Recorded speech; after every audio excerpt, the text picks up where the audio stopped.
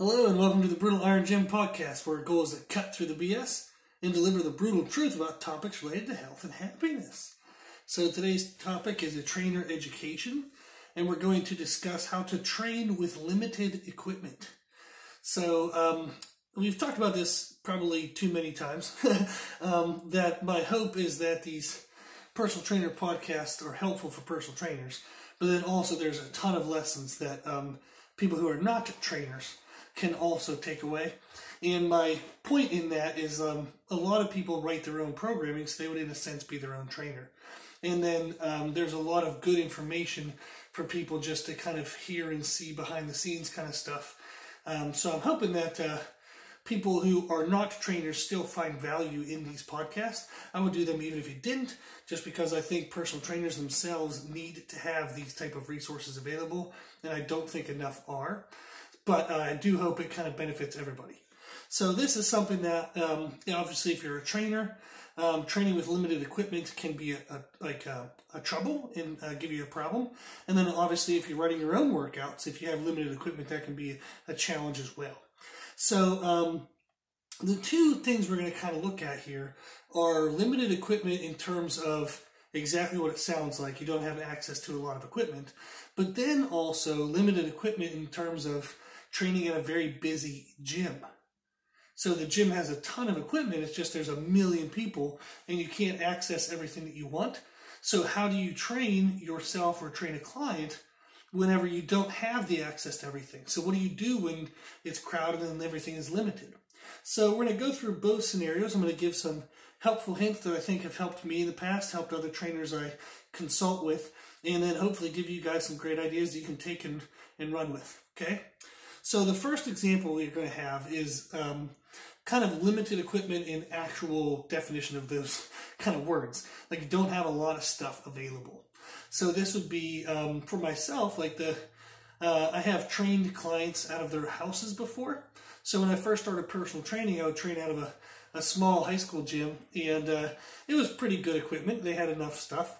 And then I started having requests for people. They're like, hey, can you come to my house and show me how to do da-da-da-da-da?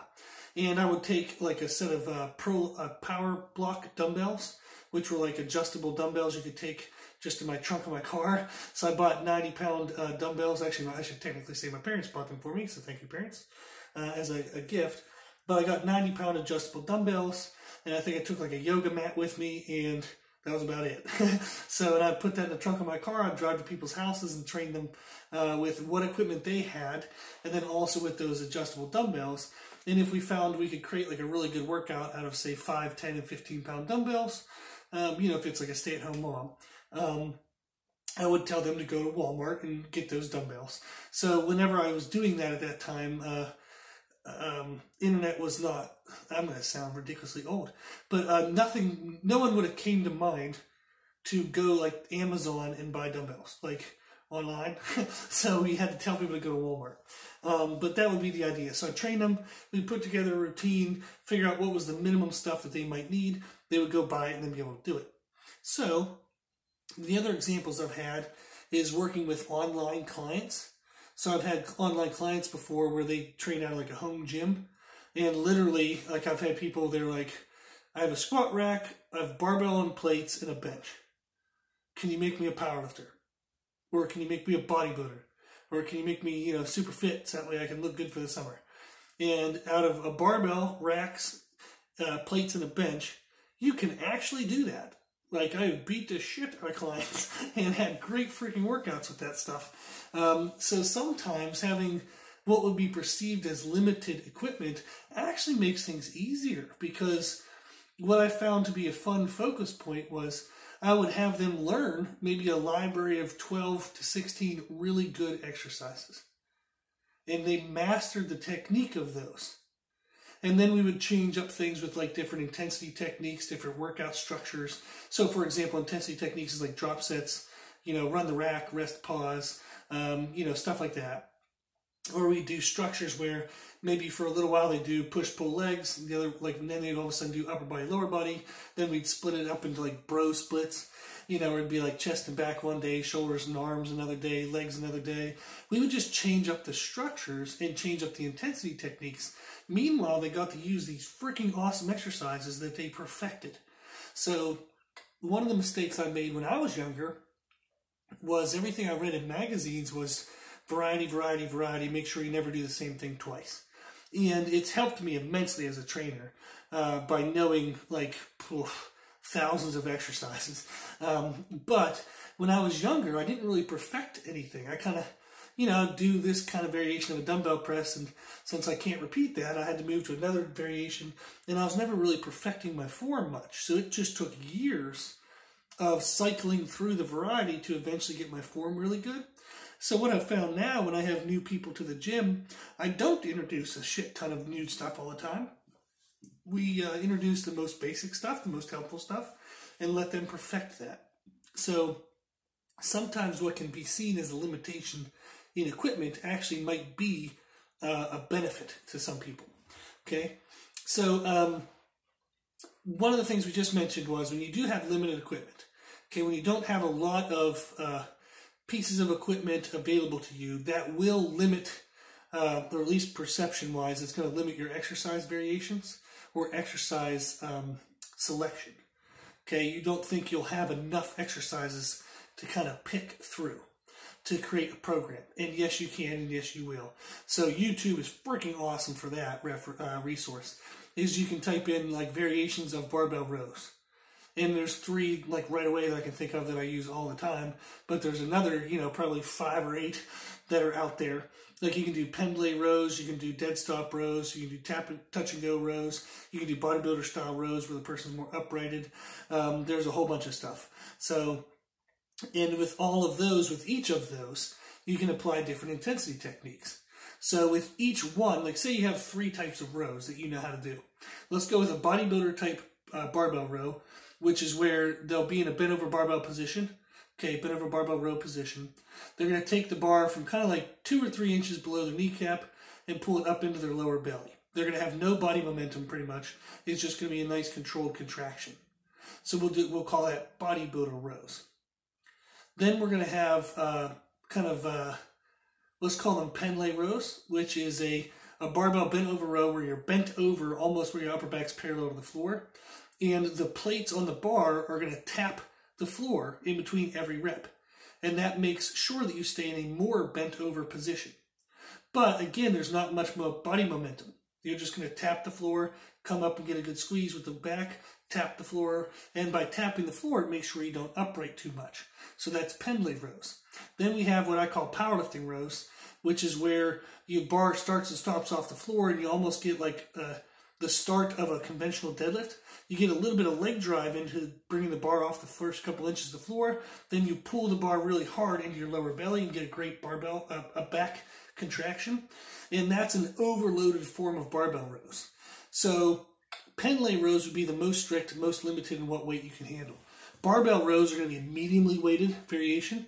And then powerlifting rows is going to be your heavier variation. So there are 3 variations we can call: underloaded, normal, and overloaded. With each of those 3, you can do drop sets, so that now gives you 6 options. You can do rest pause, that now gives you 9 options, okay? And then you can see how we can kind of expand from there. So, but you can see is if I just have 3 variations and I throw in different intensity techniques, that allows me to have even more variety just among the 3 exercises that I knew. So if you want a handout of all the intensity techniques that are out there, shoot us an email to brutaliron@gmail.com and we'll send it to you. So I have a handout like that I write for commercial gyms and also for our gym. Like at Brutal Iron Gym, we have more uniqueness in terms of equipment and availability of things. So we have our own list of intensity techniques that are kind of special to our gym. But I can send you the commercial gym if you do not train at our gym. But that's something you can do. And then understanding variations. So I wrote a handout one time for a client on 50 ways to do dumbbell chest presses. So they had a dumbbell and an adjustable bench, and I wrote them 50 ways to do dumbbell presses. So it's pretty much like a different way every week of the year. So I know there's 52 weeks in a year, but I got lazy and just stopped at 50. So, but that's the idea. Is there actually are 50 ways, by the way, to do dumbbell chest presses. But I wrote that handout, and it's just understanding variety. So changing hand positions, changing bench angles. You can change movement speeds. So you can do like explosive movements into slow time under tension movements. You can vary eccentric speeds versus contraction speeds. You can add forced negatives. You can add isometrics at various positions. There's a shit ton of variations that you can do. So like I said, if you want a list of that kind of stuff, shoot us an email.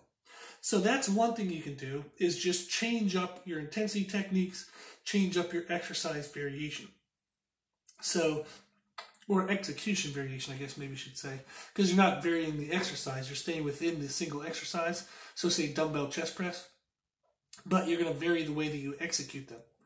So that could be a better kind of definition of the term there. That's a couple things you can do. Okay, look into that stuff. And like I said, if you don't know where to look, I just told you to email us and I will send you the handout. And then you can also go on YouTube and just write, dumbbell chest press variations. Boom, there's going to be a video out there for you to check out. Okay, so if that's all you have is a dumbbell and a bench, that doesn't mean you're limited in any freaking way whatsoever from getting great chest workouts. You can still do a bunch of fly variations. You can do dumbbell pressing variations. You can do push-up variations. You can build an amazing chest with an adjustable bench and dumbbells. Abso-freaking-lutely. You won't even need plates and a barbell. Okay. So the other thing we can look at is to think of small additions that are cost-effective and space-effective. So, for example, getting bands. So, and these are like powerlifter type bands. So if you just type on Google or something, powerlifting bands, and you'll see bands that they would put like on barbells and attach them to the rack. And what it does, it creates something called accommodating resistance. So if you do bands from like the bottom of an exercise, so say I'm doing an overhead press, and I have bands pulling from the bar down to the bottom of the rack, that makes the bottom of the exercise, like where the bar's at your chest level, it makes it a little bit lighter than as you press up, you would press up into the stretch of the bands, and that makes the top of the movement actually harder. So, for example, think of squats. If you're doing barbell squats, you're typically limited by the weight that you can handle in the lowest position. Okay, when you're parallel, hopefully you squat to parallel. When you're in parallel, like the bottom position of the squat, that's going to be kind of your limiting strength. As you stand up, it's going to feel easier, okay? Well, you can put bands on, and it's going to feel hard at the bottom, it's going to feel hard at the top, the whole damn rep is going to kick your butt. So that's a really good choice, a really good option, because it's really space effective. Like, they don't take any space, really, and they add a ton of variety to your exercises. So if you already have barbell squats and you know how to do them well, you can band from the bottom, you can band from the top, and there are other kind of variations of stuff, but that's pretty much the best kind of two ways. And you can do single-stranded banding or double-stranded banding, which creates a whole bunch of more variety. But there's a ton of variety you can add to exercises you already know by just getting a set of bands. Other things you can do is get those like sliders, like foot sliders, and that'll give you variations of lunges and push-up stuff and weird things to do, weird plank variations you can do. You can also get tires. So you can get like tires out in your yard for free. So if you go to places that have like big excavating tires, a couple 100-pound tires, they typically have to pay to get those disposed. So they'll give them to you for free, because that way it saves them money. So that's how I got the tires for our gym, is I went up to a place in Charlotte and I said, hey, can I get some of your tires? And they're like, sure, take whatever the hell you want, take as many as you can. They didn't care, it was for free. So that's another option as well. So that's one of the things you can do, is just small additions that are cost effective and space effective. Okay. The other methods we have, like the last one I want to leave you with, the suggestion wise, is just incorporating other forms of training. So a lot of times when people are lifting weights and exercising, they're going to run into small like joint imbalances and tightnesses, or small little tweaks and annoyances every now and then. So adding in yoga as part of like a workout, as a warm-up or a cool-down, or as an active off day, that can be a great way to aid or to add to your training. So, and that doesn't require any equipment. So you can just do yoga with your body weight, okay? You can also just do body weight workouts. So that's a really good active recovery day kind of thing to do. Is nobody likes burpees, so just don't do burpees, that's fine. But you can do body weight squats, push-ups, pull-ups, or different variations of planks where you have upper back support and really hard on the shoulder supports. So that way you get upper back involved as well. So that's typically one of the limitations of bodyweight workouts, is getting upper back involved. So just get side planks and moving side plank variations, and that'll incorporate your upper back and the musculature around your scapula, your shoulder blade. So that's a great option, is just picking other forms of training and adding them into your routine, such as yoga and bodyweight workouts. So those are kind of our best suggestions for if you're actually limited physically with equipment, is to try to think of execution variations, think of intensity techniques, do small additions like bands, sliders, tires, and also other methods of training, yoga, bodyweight stuff, blah, blah, blah, blah, blah. So there's 4 really good suggestions that I've used a million times over, and they've helped a ton, okay? Now, what about if you go to a gym, they have a ton of equipment, but there's a shit ton of people in the way. So what do? So at our gym, we have a rather small gym. It's only 3,500 square feet, which meant nothing to me until I saw what that looked like. So I'm not really spatially aware like that. So if you were to tell me, before I owned my gym, what 3,000 square feet of something looked like, I'd have thought it was huge, because 3,000 is a big number to me. But whenever you step inside our gym, you're like, oh damn, that would have been nice to have that a little bigger. But it actually works perfectly for our size. So our gym membership is around 100 people, and that makes it manageable. It makes enough income for me to pay for the gym. So it's a really good size, because I opened a gym because I wanted to be a trainer. Ugh. Not a great idea, because I don't really like being a gym owner. I don't like dealing with, the financial aspects of it. I don't like dealing with membership, just organization. So we have amazing members. Everybody's really nice. But sometimes they got to update payment card information. People want to come in and check the gym out before they join. And I don't really enjoy any of that part of it. So it's fun to meet new people and bring new people in and expose them to stuff. But I don't like it. It's not my favorite. My favorite part is just let me train the people I have and leave me alone. So I got way off on a side rant there.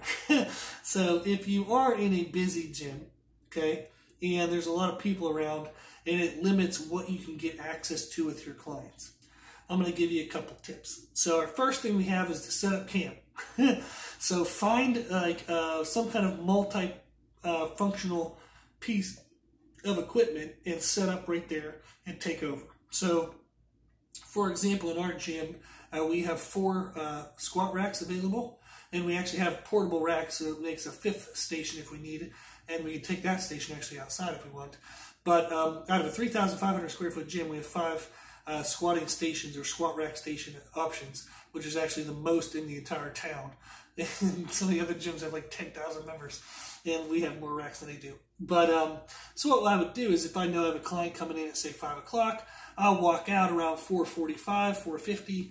If everything's full in the racks, I'll ask somebody when they're going to be done.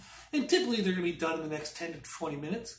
So if it's 20 minutes and I have 10 minutes till my client shows up, I'll ask that person to hold the rack for me. And then when my person comes in, we'll go through mobility, we'll go through small warm-ups. And then if I spy that person being done with the rack, we'll run over there and jump on it. So kind of scouting things out is helpful. And then once you're on the rack, try to think of a billion things you can do just in that one location. So you don't have to run around the gym or try to find more pieces of equipment when it's already busy. So for example, is finding like a barbell complex. So if all I have is a barbell and some plates, you can still do stuff with that. Like you can do barbell rows into using the barbell as like an ab wheel, like ab wheel rollouts. And then you can do push-ups with your hands on the bar, which creates instability. So you could actually just do a circuit of barbell rows, ab wheel rollouts, and push-ups, and get them doing a few rounds of that until something opens up. But for that, all you need is just a barbell and maybe some 25s and 45s if the person's strong enough to barbell row 135. So just thinking of how many ways can I use this one thing I have. That helps a ton. And like we said, execution variation and exercise variation videos on YouTube will be very helpful. So the other thing you have is if you have, like, for example, a squat rack and a barbell, is I can set up different exercise pairings. So I typically train clients with supersets and circuits. Very rarely do we do a single exercise by itself. It's just not time effective. So we might set them up with some variation of a chest press and then a barbell row. Now, say I only have one barbell, they can do floor presses and then stand right up, take the barbell out of the J-cups, that's the appropriate height for floor press, and it's going to be a good height for them to take it out and do barbell rows with. All you got to do is maybe strip some plates and a little bit of a weight difference between the two exercises, but they can do floor presses right into barbell rows. That way you get a push and a pull superset. You can even do overhead presses with the barbell, but then use the rack for pull-ups. So that gives kind of a vertical push-pull complex. So the first one was horizontal movements for like a pressing in a row, like a horizontal style chest press, horizontal to the body plane of motion, if that makes sense. And then the other pairing would be like an overhead press and a pull-up, which is a vertical kind of pairing. You can also do lower body stuff. Like I could do RDLs with the barbell, and then I could do step-ups with like a block that's close by, you know, or just kind of using stack of plates or something like that. You can even do like squats with the barbell, then body weight, single leg, stiff leg deadlifts to work on hamstring flexibility, openness, and also balance and mobility. So you can do body weight exercises in between there. So they could even do RDLs into body weight squat jumps. So, but that's all stuff you can do in one location. So that's a big, big, big thing, is if you can get yourself, you know, just a set of dumbbells. Like with dumbbells, you can do damn near anything you want. So like with a couple sets of dumbbells, you could do, you know, single leg RDLs, goblet squat hold, alternating reverse lunges. You can do bodyweight squats, you know, anything like that mixed with that. You can do renegade rows, overhead presses. You can do, one-arm snatches to work on upper back mobility and hip drive. There's a ton of stuff you can do. So if all you have access is the dumbbells, as a trainer, you should damn sure know how to work dumbbells into a full body workout. And then if you have just a rack and a bar, that can be done too. So setting up camp and just kind of finding a bunch of variations of barbell movements is going to be very helpful, or setting up camp in the dumbbell area and finding dumbbell variations is going to be very helpful. The other thing we have is exercise execution variations. So what I've done before with clients is, say we have, let's say we have a chest press, and let's see, I'm trying to think of a good variation for this, is, we can do chest press. So if you think of, we've done a podcast before about muscle intention versus movement intention. Let me do late homework and look that up. So I should have already had that ready for you. So, but in podcast number, I have to log back in. So in one of these daggone podcasts, we talked about the concept of movement intention versus muscle intention. And it's podcast 220. And what that means is some exercises you're going to be focusing on just the movement itself. You want to move yourself or move the weight well. Then other exercises, or the exact same exercise, you can do muscle intention, where you focus on what the individual muscles of the movement are doing. So muscle intention is typically bodybuilding, and your focus is on muscle damage. Okay, muscle shaping, body shaping, stuff like that. Movement intention is typically explosive movements, and they're going to be done for more strength development. So what I've done before is I've had people use dumbbells, for example, and we'll do a couple sets of explosive style presses. Okay, so dynamic effort, speed presses, whatever you want to call them, is they have their form really good, but we're using anywhere from, like, say 50 to 70% of what their 1 rep max is, and we're just doing really explosive fast sets of 3 to 5 reps. That's very, very, very good for strength development and just body coordination awareness as well. But then you can use that exact same exercise, dumbbell chest presses, and go heavier and slow things down. And that allows them to then work on muscular damage. So you can kind of use the exact same exercise, do it explosively or do it slow. So that's another way to kind of create more variety with just whatever equipment you have available to you. Okay. Another thing we have is kind of a bigger concept, but this is a good thing for us to kind of work on or be aware of, is conceptual programming versus specific programming.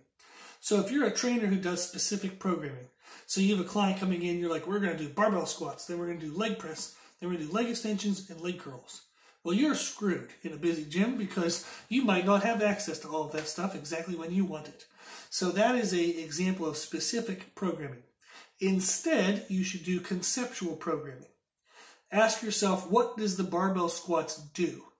What do I want them for? Then what do I want the leg press for? What do I want the leg extensions for? What do I want the leg curls for? So for example, barbell squats, you might have thought that's a thigh specific. It uses my overall legs, and it's going to be for strength. Okay, well that means you can do that with anything, really. So you can do that on a squat machine. You can do that, with different barbells if you have different barbells available. You can even work with heavy loaded goblet squats if the person has that available and if they're skilled enough and able enough to do it. You can even use a leg press for strength, believe it or not, if you match the time under tension for the results that you want. So you would think okay, I want a thigh inclusive, so something that uses quads, hamstrings, and glutes, and I want to focus on strength. So that's going to be something that's typically 10 to 20 seconds of time under tension. So any exercise that works all those muscles for 10 to 20 seconds of time under tension counts as your strength. Then maybe you wanted leg press because it was, again, kind of overall thighs, and you were planning on doing it for higher rep ranges, so maybe 30 to 40 seconds of time under tension. And that was going to be muscle manipulation, so muscle damage. So you're trying to get muscular shape or bodybuilding type effects out of that.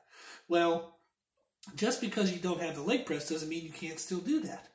So you can do walking lunges, you can do reverse lunges, you can do goblet squats into RDLs. That'll take care of the quads, hamstrings, and glutes. You can do a power squat machine, you can do a belt squat machine, you can do a hack squat machine. So if you think of, I just need a thigh compound movement. So something that works all of my thighs and hips, then I can do it for 30 to 40 seconds of time under tension. Okay, good. Then you have leg extensions because you want to work quads. So anything that works quads is fine. So you do Bulgarian split squats. That's fine. That'll work too. Then you have leg curls because you want to work on hamstrings. That's stiff leg deadlifts, RDLs, all day. Okay? So think of, instead of thinking barbell squats, leg press, leg extension, leg curl, which is specific programming, think conceptual programming. I want something for the lower body that works strength. I want something for the lower body that works muscular damage over the entire lower body. Then I want something quad focused and something hamstring focused. Boom, done. So that way, if the leg press is busy, you don't freak out.